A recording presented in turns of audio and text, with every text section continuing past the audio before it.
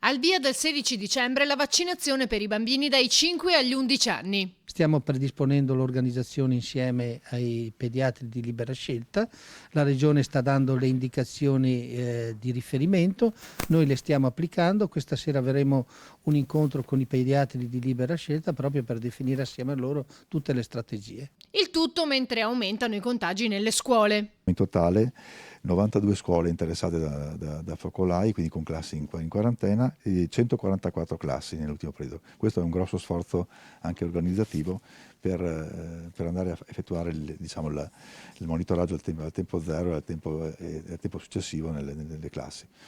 Chiederemo anche l'aiuto dei pediatri di libera scelta per liberare, dal termine della quarantena, i ragazzi per permettere di tornare a scuola. In aumento anche il numero di positivi, con una media di 350 casi al giorno nel territorio dell'Ustre e 120 in quello del Veneto orientale. Noi stiamo monitorando attentamente l'evoluzione delle positività e naturalmente anche poi delle ricadute in termini di ricoveri.